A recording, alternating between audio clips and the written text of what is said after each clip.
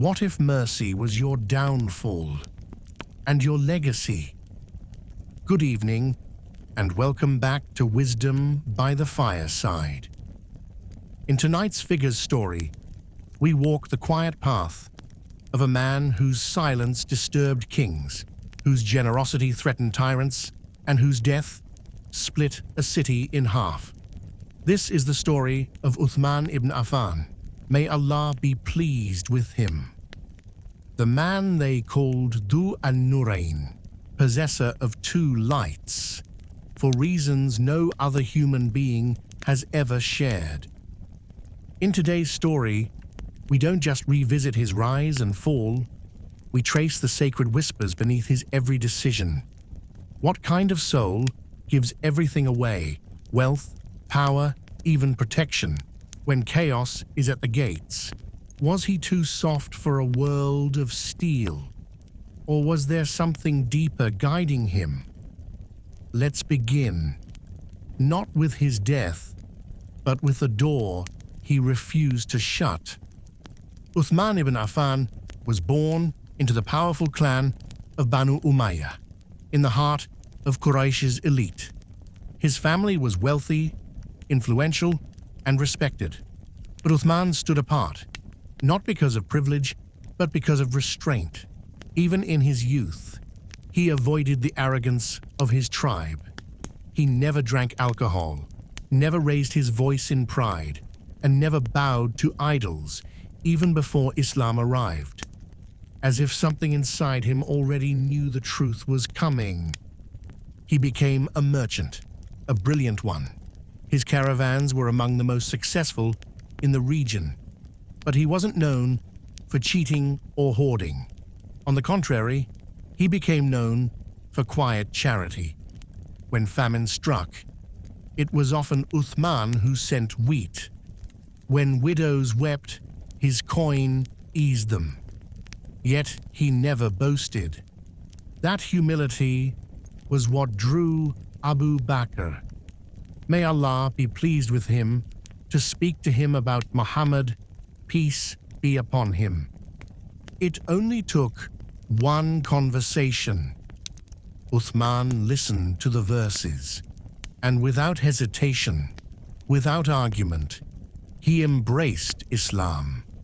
The light found light, but that light would come at a cost. The Quraysh, enraged at the Prophet's growing influence, targeted anyone who followed him. Uthman was no exception.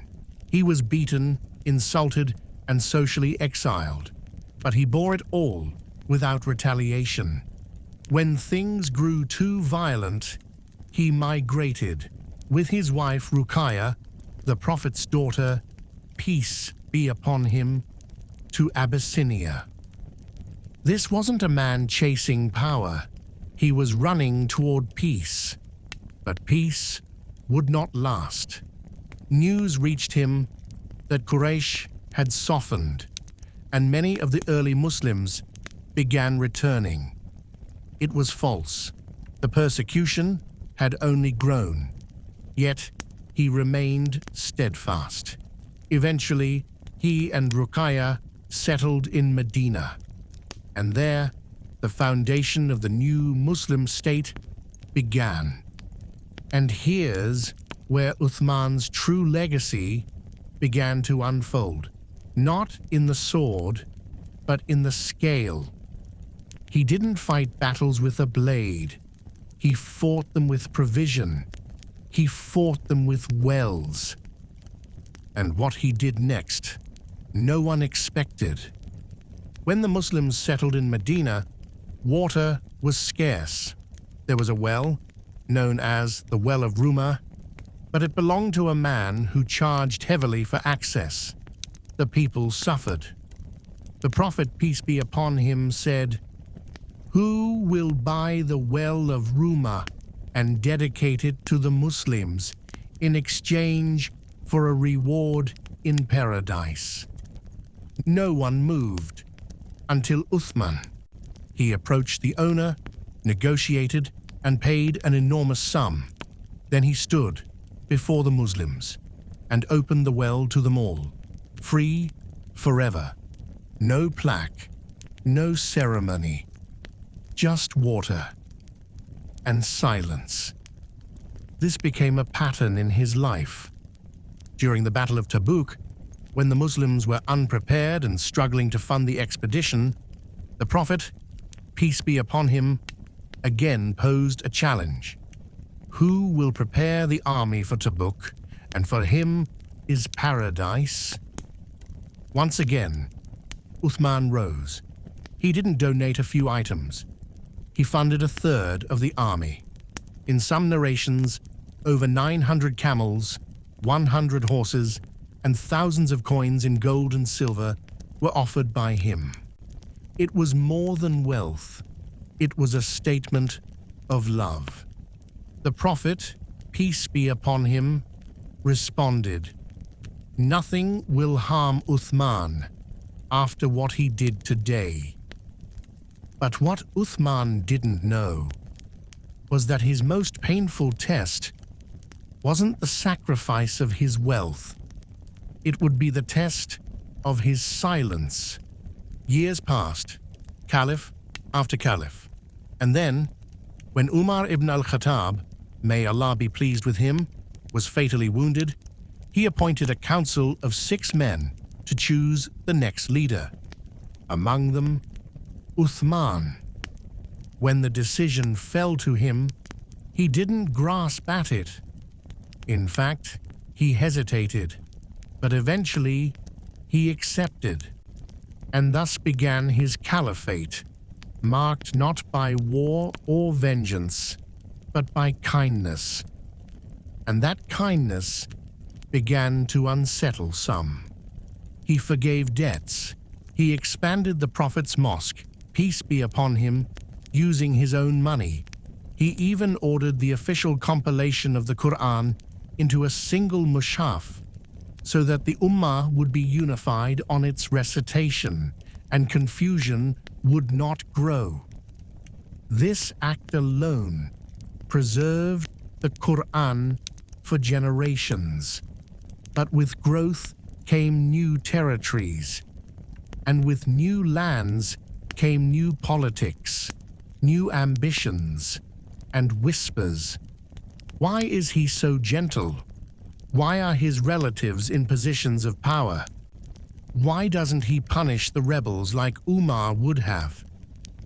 They mistook his mercy for weakness, and that mistake would open the door to rebellion. But what the rebels didn't know was this: Uthman had already seen the end, and he chose it anyway. It started subtly. Letters, complaints, accusations from distant provinces, Basra, Kufa, Egypt, allegations that governors appointed by Uthman were unjust, that favors were being handed to his kin, that justice was too slow, that decisions were too soft. Uthman listened, investigated, even removed some of his own relatives from power. He welcomed delegations from far provinces. He gave them access. He tried to explain. But something had shifted. The people no longer wanted justice. They wanted anger. And Uthman would not give it.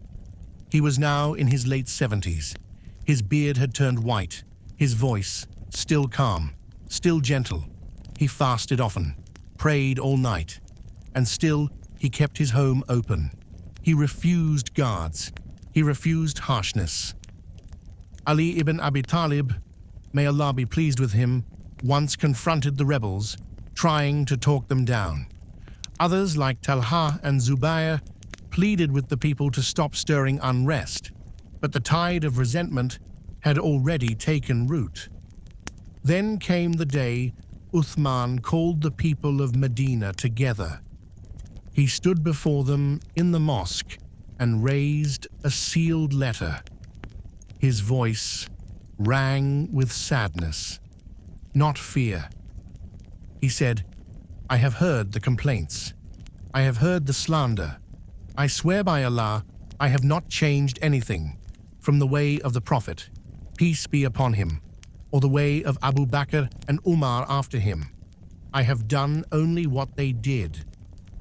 Some lowered their heads, others turned away, and some began plotting. Outside Medina, rebels gathered. They came from distant regions. At first, they claimed to want reform. Then they demanded Uthman step down. He refused, not out of pride, but out of principle. The Prophet, peace be upon him, had told him one day, "Perhaps Allah will clothe you with a garment of leadership, and if the hypocrites demand you to remove it, do not remove it."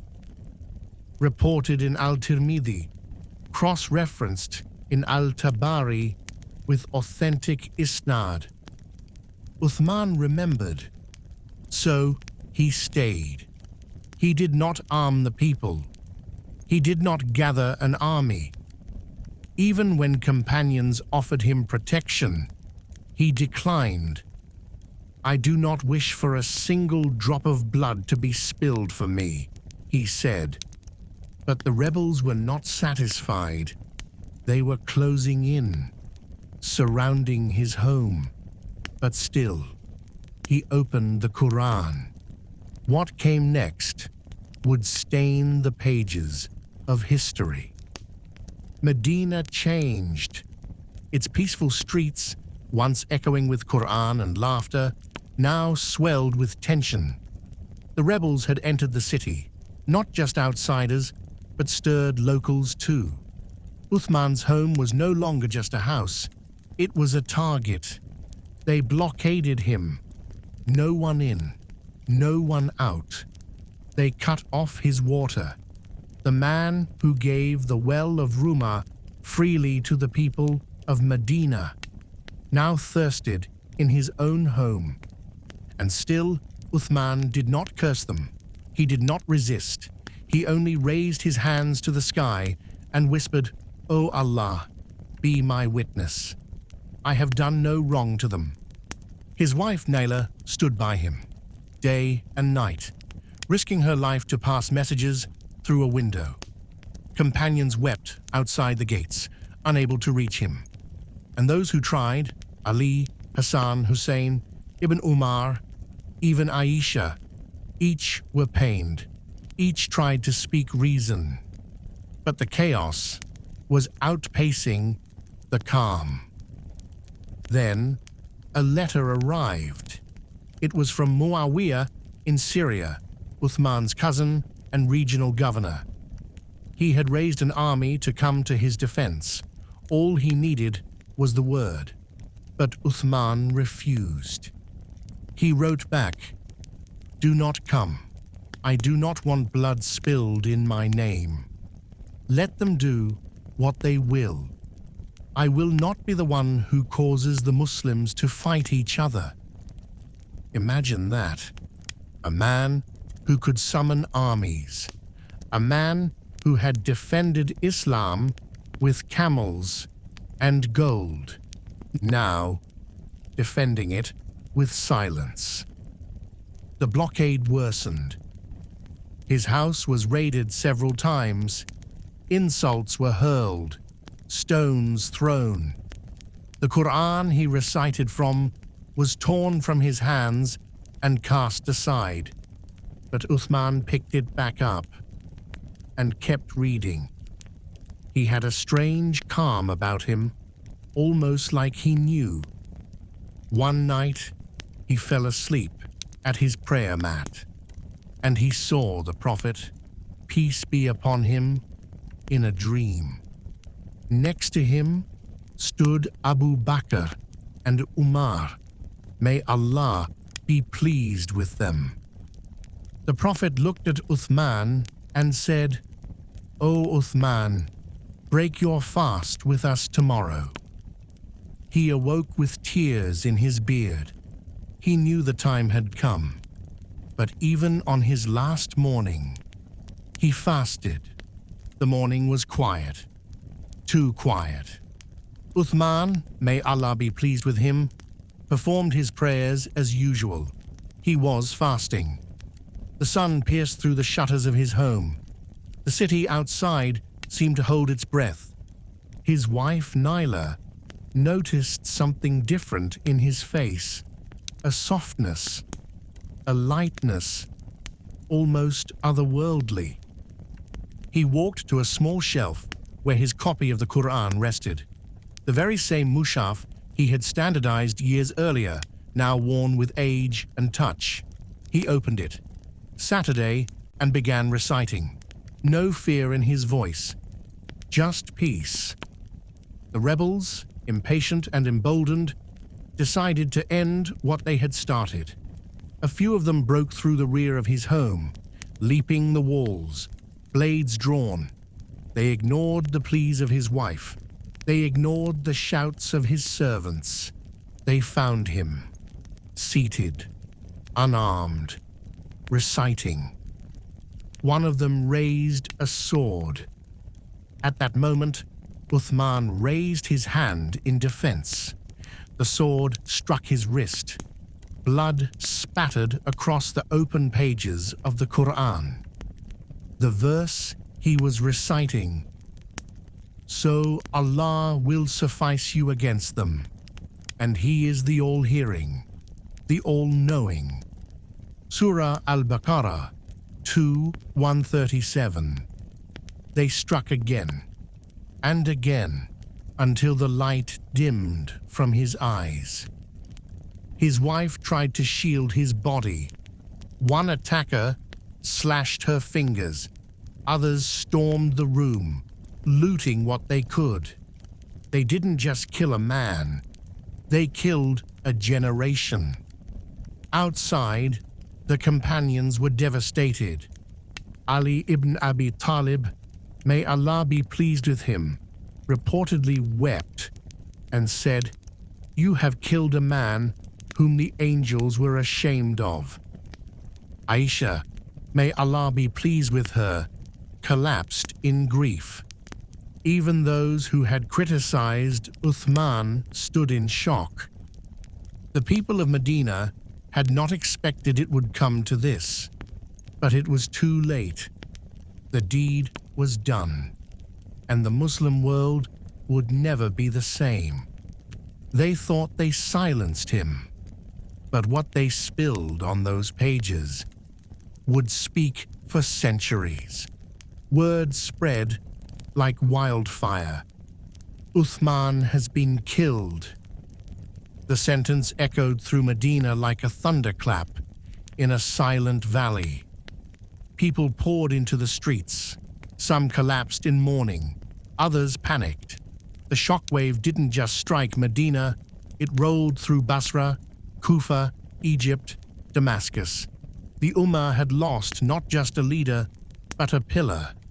And not in battle, but murdered, unarmed, in his home, during a fast, while reading the Qur'an. A martyr in the truest sense. But even in death, Uthman's will for peace endured. The rebels tried to prevent his burial.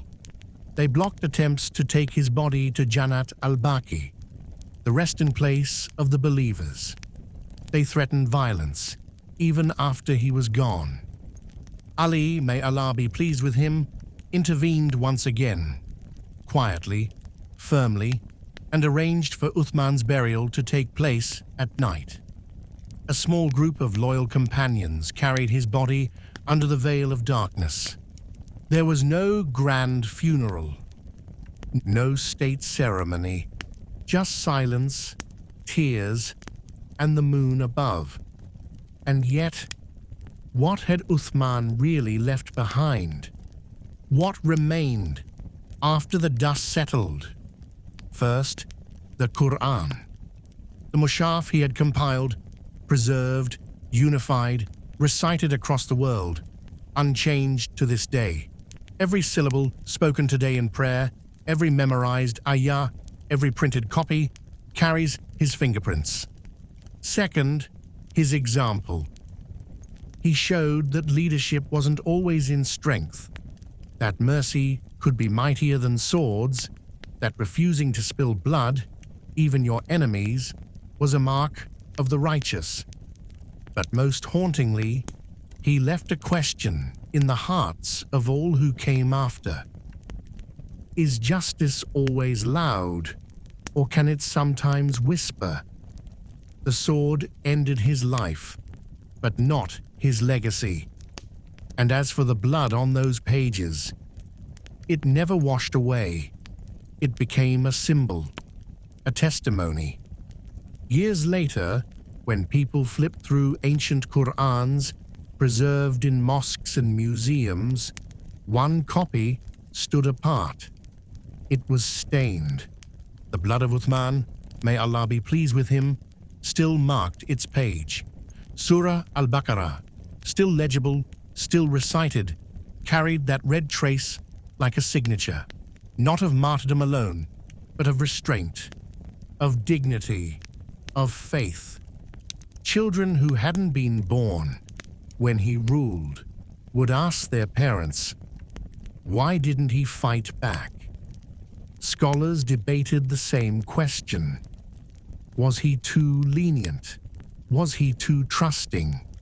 Should he have struck first? But then came the words of the Prophet, peace be upon him, spoken years before. Uthman is shy, and even the angels are shy before him. Sahih Muslim.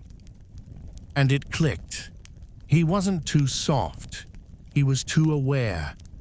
That power corrupts, that revenge multiplies, that sometimes you must absorb the storm to spare the ones behind you.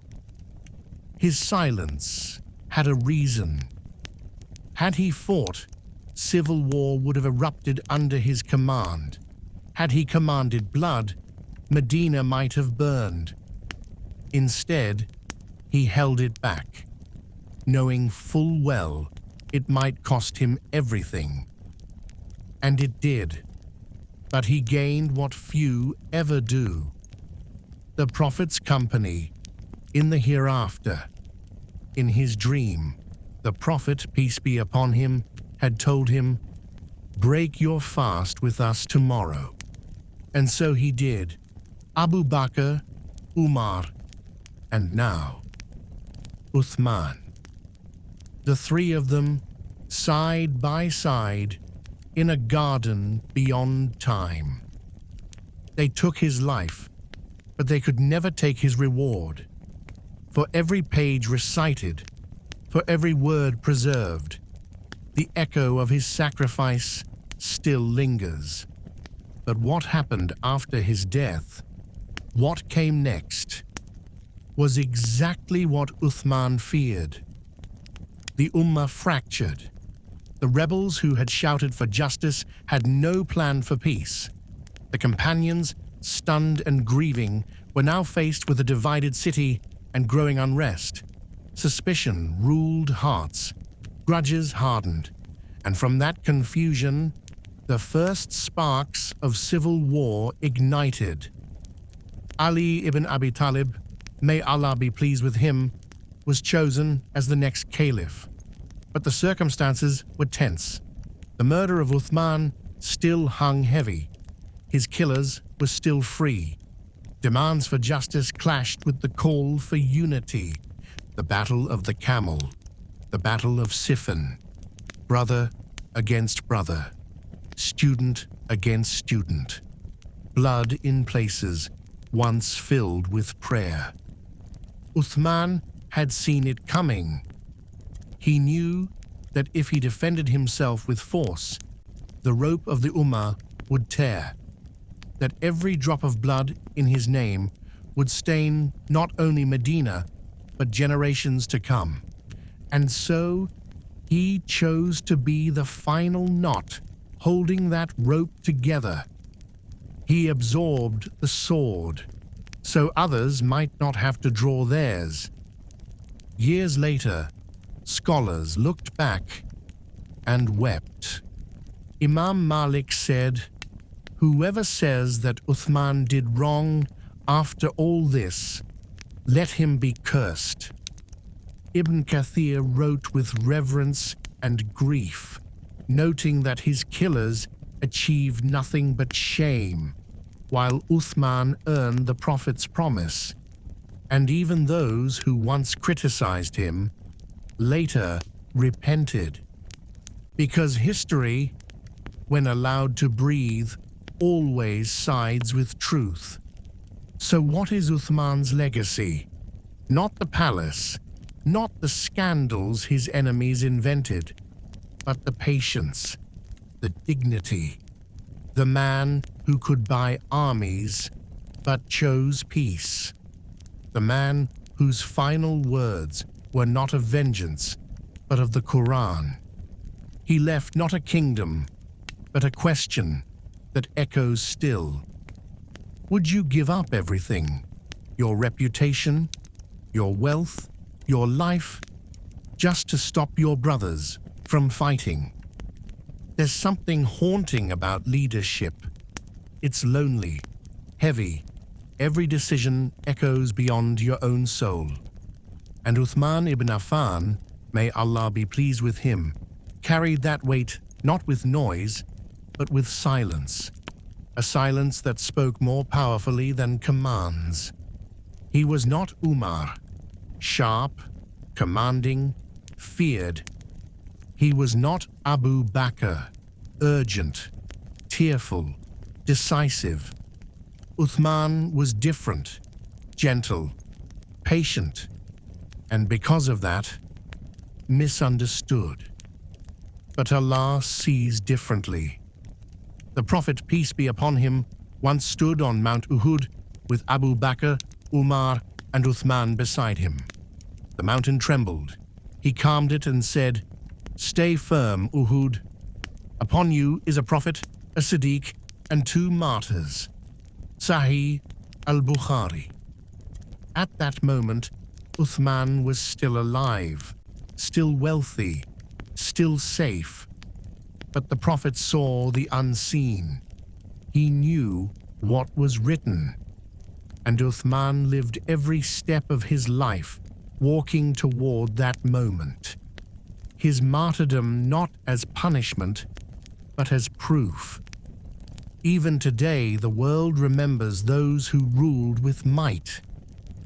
But those who ruled with mercy, they leave a softer mark, not carved in stone, but in hearts, like the Qur'an, like the tears of Medina's poor, who remembered his coins long after his name faded from politics, like the ink-stained fingers of students reciting the mushaf he preserved. You see, Uthman's leadership wasn't in his speeches. It was in what he refused to do. He refused to kill fellow Muslims. He refused to spark civil war. He refused to stain the legacy of the Prophet, peace be upon him, with blood. And for that, he paid the highest price. Not all heroes raise a sword. Some close their hands in prayer and wait for the garden. As the years turned, the name of Uthman ibn Affan quietly returned to the lips of the faithful, not through chants or political slogans, but through pages, through every Qur'an recited at dawn, through every imam standing before a congregation, unknowingly holding the exact mushaf he commissioned. And in the silence between verses, you can still hear him. Because legacy isn't loud. It doesn't demand credit. It simply remains. Generations of Muslims would later debate the caliphates. Disagreements sparked sects, movements, even wars. But across nearly all corners of the Ummah, Sunni and Shia alike, one truth held firm. Uthman was a martyr. He died in a state of fasting. He died while reading the Qur'an. He died refusing to shed Muslim blood. He died defending a unity that others were too impatient to preserve. And because of that, Allah elevated him. Ibn Kathir writes that when people would visit his grave at night, some would weep, not for the tragedy, but for the beauty of it. A man who could have built empires chose to build wells. A man who could have ruled by fear chose forgiveness. A man who was promised paradise still fasted, still prayed, still feared Allah with every breath. Because he didn't just believe in God's promise, he lived as though it was already true. And maybe that's the lesson. Maybe we fight too much to be remembered loudly, when all we need is to be remembered gently by God. And so we come to the end. But Uthman Ibn Affan's story does not end with his burial or even his martyrdom. It lives in what he left behind. Every drop of water from a public well, every copy of the Qur'an held in trembling hands, every scholar reciting the chain of preservation that leads quietly, humbly, back to his name. And in every moment, a leader hesitates before drawing the sword. Uthman's voice whispers from history, "Do not be the first to spill Muslim blood, even if it costs you everything." He could have called for war. He could have stepped down to save himself. He could have sought vengeance, silenced critics, banished rebels. Instead, he fasted. Instead, he read the Qur'an. Instead, he accepted his fate, not because he was weak, but because he knew something we often forget, that sometimes losing the world is the price of saving your soul. So tonight, as you sit beside this fire, ask yourself, what kind of legacy do you want to leave? Would you choose dignity over revenge?